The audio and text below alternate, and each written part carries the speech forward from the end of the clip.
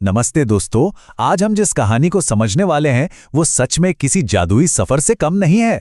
ये एक ऐसी प्राचीन कथा है जो हमें अकल्पनीय धैर्य, बहुत सारे साहस और पूरे ब्रह्मांड को बचाने के एक अनोखे मिशन के बारे में बताती है।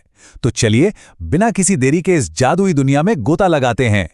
तो क्या होता है जब दुनिया को बचाने की इकलौती उम्मीद ही गहरे समंदर में डूबने लगे?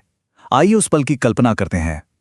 देवताओं की सारी शक्ति छिन चुकी थी और अब उनके पास बचने का केवल एक ही रास्ता था, विशाल समुद्र को मथना ताकि जादुई अमृत मिल सके।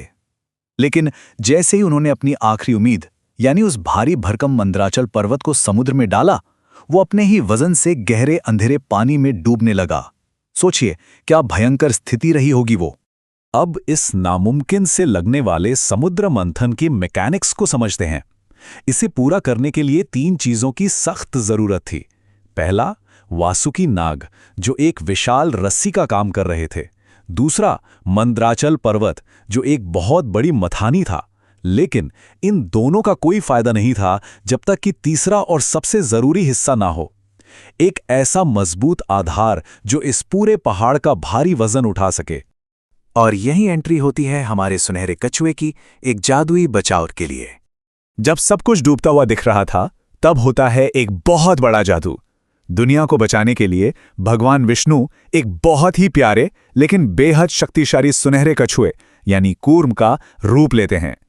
जरा कल्पना कीजिए, एक विशाल कछुआ जिसकी बड़ी बड़ी प्यारी आंखें हैं, चेहरे पर एक शांत मुस्कान है और वो चमकते हुए नीले समुद्र की गहराइयों में जा रहा है। इसका सुनहरा कवच कोई साधारण कवच नहीं है, इसे दुनिया का सबसे भारी वजन सहने के लिए डिजाइन किया गया था। लेकिन असली जादू तो पानी के नीचे शुरू होता है। चलिए गहराई में चलते हैं। अब इस स्लाइड में जो सबसे दिलचस्प बात है वो है ऊपर और नीचे का अंतर। सतह पर तो भयंकर उथल पुथल मची है, वासुकी नाग की सांसों से आग निकल रही है, भयानक गर्मी है और घर्षण हो रहा है। लेकिन ठीक उसी समय नीचे गहराई में एक अलग ही जादुई दुनिया है। वहां चमकती हुई उत्सुक मछलियां कछुए के आसपास तैर रही हैं, बुलबुले उठ रहे हैं, एकदम शांत और सुकून भरा माहौल। हमारा कछुआ स्वर्ग और नर्क की खींचतान के बीच एक मौन मध्यस्थ बना हुआ है। अब बात करते हैं इस भारी दबाव और धैर्य के बाद मिले उन अद्भुत खजानों की।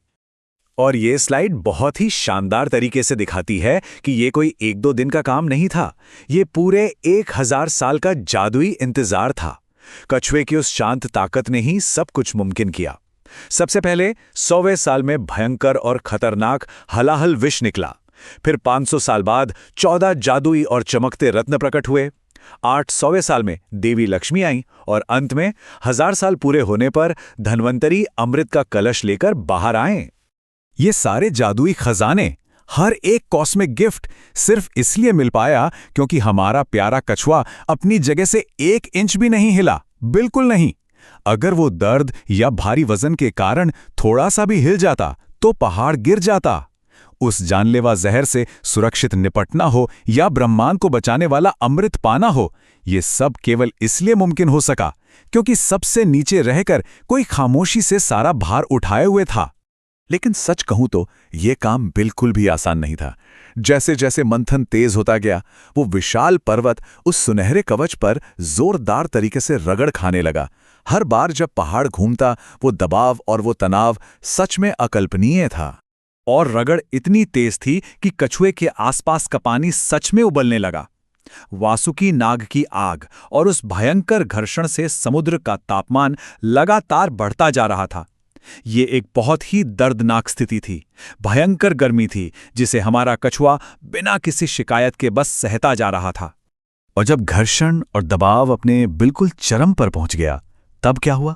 जहां कोई भी और होता तो शायद टूट जाता या हार मान लेता, वहीं उस नन्हे सुनहरे कछुए ने अपनी आंखें बंद की और गहरे ध्यान में चला गया। उस उबलते पानी और सबसे भारी दबाव के बीच भी उसने अपने चेहरे पर वो शांत प्यारी सी मुस्कान बनाए रखी। तो यहां समझने वाली सबसे जरूरी बात क्या है? एक बहुत ही सुंदर कोट है, किसी और के विकास का आधार बनना ईश्वरीय उद्देश्य का सर्वोच्च रूप है। असली लीडरशिप हमेशा वही नहीं होती जहां आप सामने आकर तारीफें बटोरें। कई बार असली हीरो वो होता है जो शांति से नीचे रहकर भारी बोझ उठाता है ताकि बाकी लोग सफल हो सकें। अब इसी बात को आज के संदर्भ में देखते हैं। इसे हम कूर्म माइंडसेट कह सकते हैं। चलिए देखते हैं कि ये आज के समय से कैसे जुड़ता है। आजकल हमें हर चीज का नतीजा तुरंत चाहिए होता है ना? एकदम क्विक फिक्स। लेकिन कछुए की ये मौन शक्ति हमें सिखाती है कि लंबी और सच्ची सफलता एक मजबूत नींव बनाने से मिलती है। ये हमें कूर्म माइंडसेट को अपनाने के लिए प्रेरित करती है, बजाय इसके कि हम इस तेजी से बदलती दुनिया में बस तुरंत मिलने वाली खुशी के पीछे भागते रहें।